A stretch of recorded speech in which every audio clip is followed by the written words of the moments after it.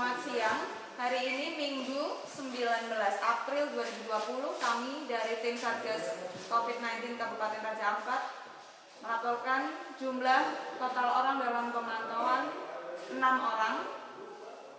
Total orang dalam pemantauan yang sudah selesai pemantauan 23 orang. Kami tetap menghimbau kepada warga masyarakat untuk tetap melakukan physical distancing, perilaku hidup bersih dan sehat, cuci tangan dengan sabun dan air mengalir, dan etika batuk. Perlu kami sampaikan juga bahwa mengenai ODP dan PDP itu ada kriterianya. ODP adalah seseorang dengan demam atau riwayat demam dengan ada keluhan respiratori, misalnya batuk, sesak nafas, nyeri tenggorokan, yang memiliki riwayat perjalanan dari daerah terjangkit. PDP atau pasien dalam pengawasan adalah seseorang dengan keluhan baik demam maupun riwayat demam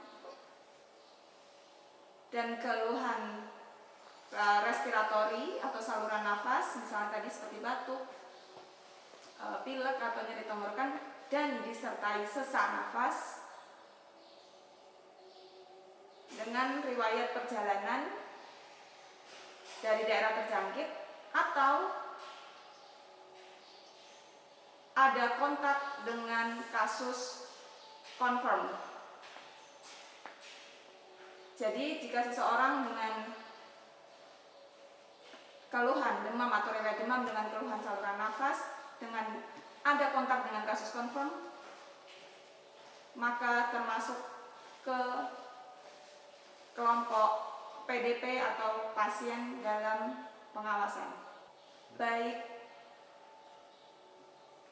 OTG atau orang tanpa gejala maupun ODP orang dalam pemantauan maupun PDP pasien dalam pengawasan maupun seseorang dengan kasus confirm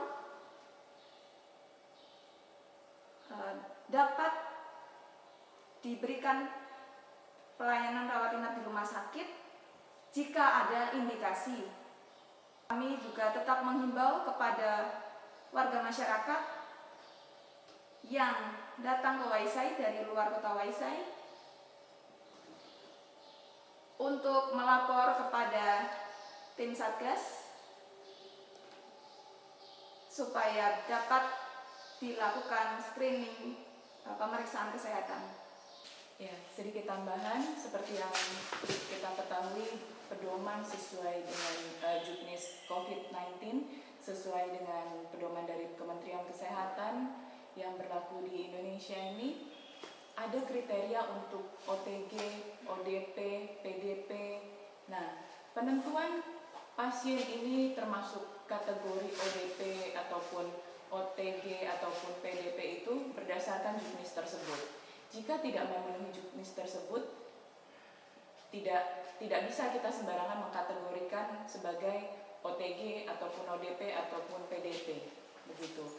Nah, kenapa kekhawatiran ini terjadi? Karena yang kami dengar info mengenai pasien yang dirawat walaupun kondisinya ODP, masyarakat minta dikategorikan sebagai PDP, bukan berarti seperti itu. Kalau dia tidak memenuhi kategori sebagai PDP, tidak bisa dikategorikan sebagai PDP.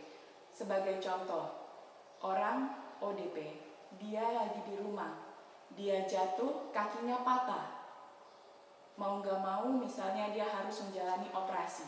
Apakah dia dikategorikan sebagai ODP? Tentu tidak, karena tidak memenuhi kategori sebagai kriteria sebagai PDP.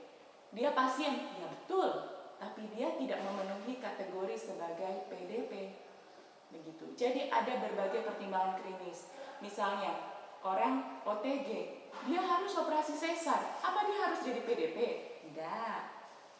Nah, ada kriteria klinis untuk mengkategorikan orang sebagai OTG, ODP, dan PDP. Mohon dipelajari dan sama-sama dimengerti.